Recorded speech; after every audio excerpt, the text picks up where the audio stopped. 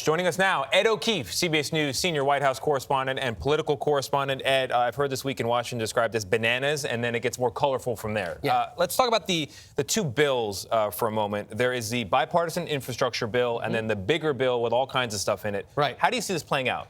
It looks as if that bipartisan bridge bill, that's what I like to call it, is likely going to pass by the end of the week.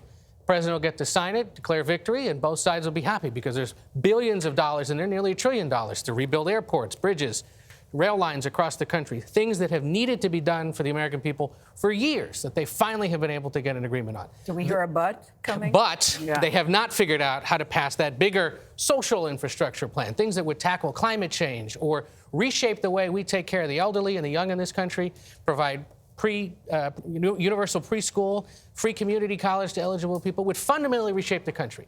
You don't hear them, though, and this is the weird thing, talking about all the things that this bill would do.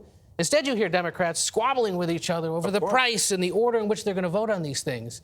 And it's kind of boggling because, you know, if you're going to reshape the country the way they are talking about, you'd think they'd focus on that. But instead, they're just fighting amongst each other. The fact that we're even in a conversation that could shut down the government on Friday is maddening to me.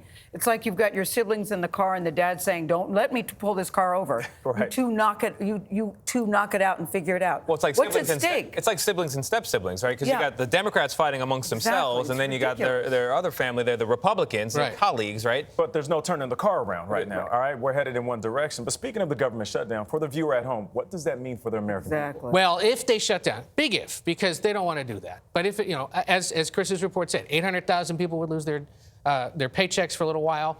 A suite of government services would shut down. What's unclear is how this would affect the federal response to the pandemic. And that's a big reason why members of both parties don't want to do this. It's why you'll likely see them pass a simple bill that says, let's keep the government open a few more weeks. We'll keep fighting over the borrowing limit, and we'll sort out amongst ourselves how to pass these other bills. Forgive the analogy.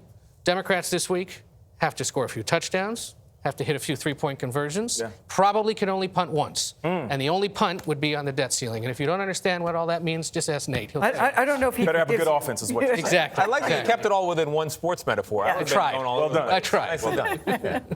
Thank you, Ed. I noticed how you looked at Nate. Forgive me now. Ed, good to have you in the studio. Great to be here. Really You have a glad to beautiful see new you. home. Yeah, we like it.